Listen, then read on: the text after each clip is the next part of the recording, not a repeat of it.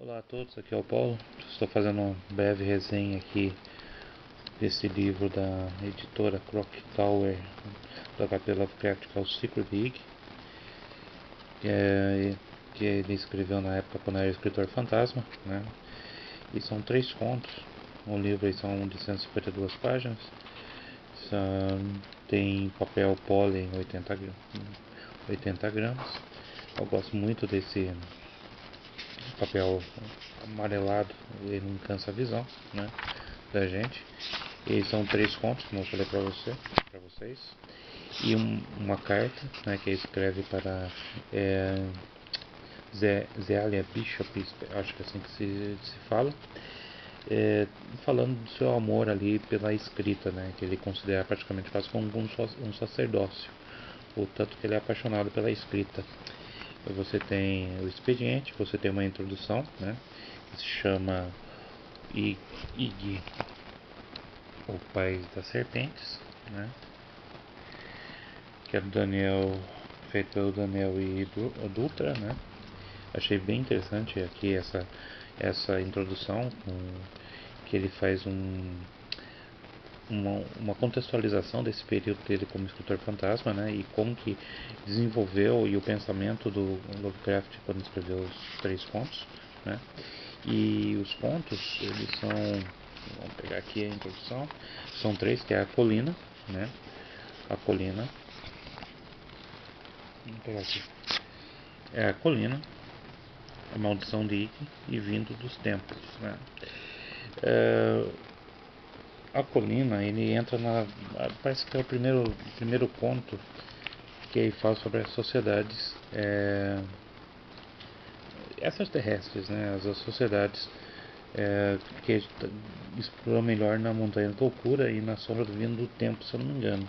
Tanto que aqui já até comenta sobre isso, sobre, na introdução, quais são esses 3 contos, né, que ele fala dessas. A Sombra Vindo do Tempo, isso. Que ele fala sobre essas sociedades, né, que sumiu com o tempo da civilização que nós até conhecemos ali no começo do século XX. A arte do livro, assim, da capa, ela é tosca, eu não gostei muito, como dá para perceber, achei bem genérico, mas eu achei bem interessante as capas internas, né, se a gente reparar bem, comparado, né, aqui nós temos o Wiki, né, Deus Serpente, que é o princípio da vida, né, de acordo com do conto A Colina. Temos aqui a entrada, né, bem interessante essas criaturas que seriam uma mistura de homens antigos com bestas, né, então eu comento um pouquinho melhor depois. Temos aqui a colina, desculpa, a Maldição de Ig, eu já tinha lido ele no Kindle, né, eu tive a chance de reler de novo. Ótima história, as 3 histórias são ótimas. A arte desse aqui não ficou tão legal, mas o tempo, o vindo dos elfos, caramba, olha que capa. Essa imagem aqui é linda, sério. Mas enfim, vamos lá. O Lovecraft, ele pega ideias, esboços de ideias, e desenvolve o ponto acima disso, né, em cima disso. Por exemplo, a Zélia, ele apenas deu a ideia de uma fantasma sem cabeça, uma mulher, uma fantasma sem cabeça, que assombrava numa colina. Essa colina aqui seria quase o estilo dos sambacos aqui do Brasil. Aqui ele vai estar muito tocando no assunto até fora do Providência, da Nova Inglaterra, daqueles assuntos que ele é acostumado, né? O Lovecraft, que ele vai falar sobre a população nativa americana ali da Oklahoma, principalmente. Então ele vai desenvolver duas dos 3 contos a partir disso, né? Tanto o ciclo desculpa, tanto a colina como a maldição de Ig são da mesma autora, que acredito que é a Zélia, e o vindo de Elrond já é uma foge da história de Ig, né? Apesar que a colina não tem tanto, é mais a maldição de Ig mesmo. E passa-se no museu e usa uma criação ali do Clark Ashton Smith, que é o Tagua, uma coisa do tipo, né? Pra quem joga Eldritch ou Arkham Horror, terceira edição, segunda, ou até mesmo o Elder Sign, né? Que são jogos tabuleiro. Isso é figurinha carimbada, esse ancião, né? Então a colina ele vai estar passando, é, ele pega sempre a mesma estrutura, o Lovecraft ele pega muitas vezes de manuscrito, testamentos ou cartas de alguém relatando a história até o desfecho, né? Então muitas vezes são contos contos epistolares, né, por meio de cartas. Isso aqui não é muito diferente, vai aparecer uma pessoa, até Benjamin, que é uma cidade ali em Oklahoma, onde está havendo o caso de uma colina que era considerada sagrada pelos indígenas, onde sempre vai estar aparecendo um indígena junto com uma mulher com a cabeça decapitada, segurando uma tocha. E é assombrado, e as pessoas que vão lá acabam sumindo na região. E nisto vai começar a decorrer a partir de um professor, uma pessoa que vai até lá e vai encontrar uma um recipiente com um manuscrito dentro, e ali vai estar falando sobre um espanhol que adentrou ali nas cavernas e começa a narrar o que ele encontrou lá, que é uma civilização. Ali nós temos uma citação muito interessante do Cthulhu, né? Cthulhu, Chuchu, sei lá. Só que aqui vai chamar Tulu, né? Então eu acho que é interessante, por causa que o Tulu vai sempre representado com uma cabeça de polvo. O Tulu ele é uma divindade ali que trouxe os anciões do espaço, né? Aqui a gente tem as citações do Azathoth, né, nessa parte aqui, o Grande Tulu, Nirototep, né, que aí você conhece, acredito eu, ali enterrado sob as pirâmides, ou não, enterrado com os faraós, ou sob as pirâmides, como é chamado, né? E aqui nós vamos estar vendo então como que é essa população. É uma população que eles, não dando muito spoiler, eles se afastam da civilização, eles adoravam a Ig e a Tulu, né? E eles começaram a ter dentro dessas cavernas, que é uma outra realidade, eles criaram uma civilização.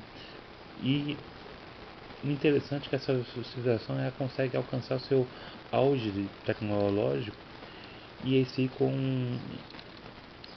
enfadonhos, eles ficam ociosos e aí começam a praticar todo tipo de crueldade, né? E se a gente for pensar, tendo aqui os textos aqui, os pontos não tem as datas como a gente vê em outros livros do Lovecraft, mas para aquela época, vendo isso, deveria ser uma coisa tipo assistir algum desses programas jornalistas que a gente tem na TV brasileira, do horário de almoço, começa a mostrar um monte de tragédia, né? Então, particularmente desses três contos, que é a colina, na montanha da loucura e a sombra vindo do tempo, a colina foi o que eu mais gostei. Eu gostei muito, é lógico que o Lovecraft vai explorar muito mais essas civilizações, por exemplo, na montanha da loucura, mas até do jeito que ele é prolixo, redundante, acaba sendo muito enfadonho ali a montanha da loucura. Aquilo lá, nossa, aquele primeiro início lá eu acho muito cansativo, né? Mas na Montanha Loucura, aqui na colina, ele é mais rápido, ele é mais preciso no que ele quer contar, né? E é bem interessante. E o final é aquele final, de um certo modo você até mata a charada quase ali no final, mas o jeito que termina é muito interessante, né? O Lovecraft conseguia pegar muito nessa imaginação. Depois, nós temos a Maldição de Ig. A Maldição de Ig e parte do mesmo princípio. Você vai ter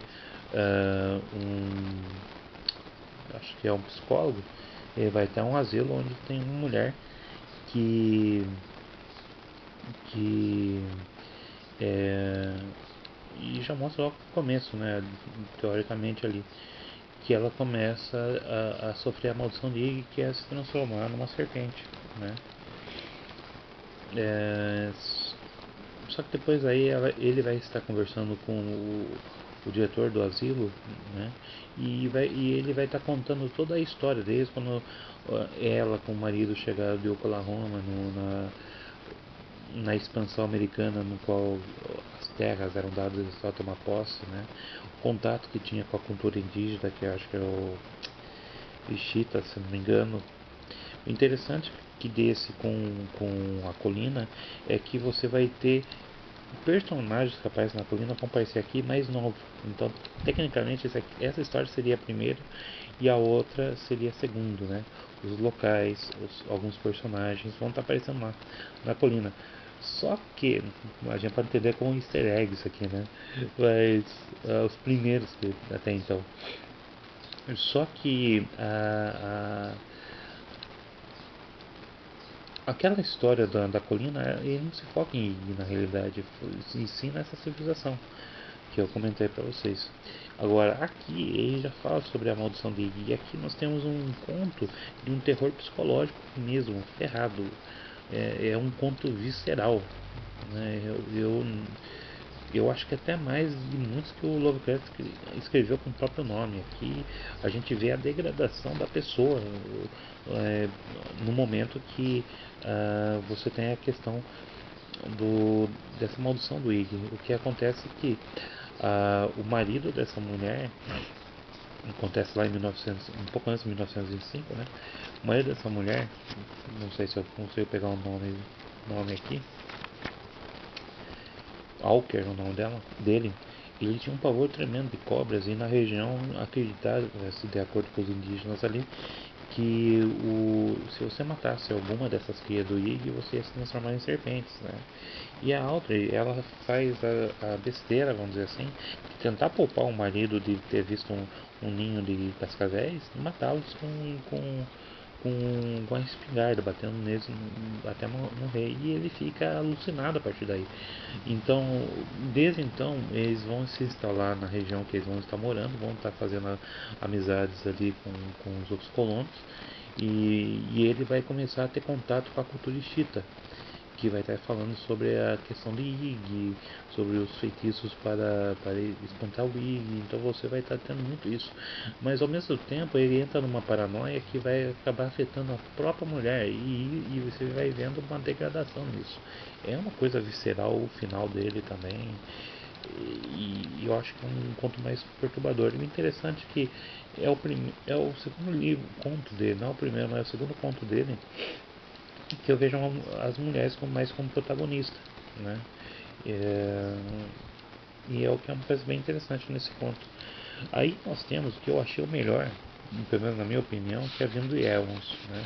Aqui já no começo, a capa, a imagem é muito linda. Aqui já começa, manuscrito encontrado entre as propriedades do falecido Richard H. Johnson, PhD, curador do Museu Cabot da Arqueologia de Boston, Massachusetts. Oh, é complicado falar inglês aqui.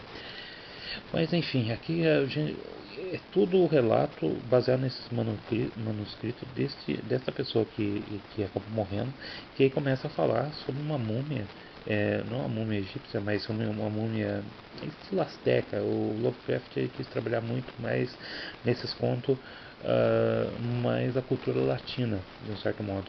E aí você tem essa múmia que a gente encontra no México e por aí vai, que são aquelas múmias cocoradas, que geralmente eles quebravam o cérebro para tirar o cérebro, né? Eles quebravam o crânio e aí faziam a sua mumificação a partir daí, bem diferente dos egípcios, né? E foi encontrado numa dessas ilhas vulcânicas, e aí você já para pensar em Riley ou aquela que conto do Dagon, né? Que sobe no mar, né? A ilha, e foi encontrado essa múmia e depois é submerso de novo, fica submerso de novo. E a múmia é levada para o Museu de Cabot, né? Que fica lá em Boston. E essa múmia ela não chama atenção de ninguém. E o Lovecraft começa a narrar que com a chegada da imprensa de tabloide, começaram-se então a criar notícias falsas, as fake news da época, é, colocando uma certa aura ali, na relação dessa múmia.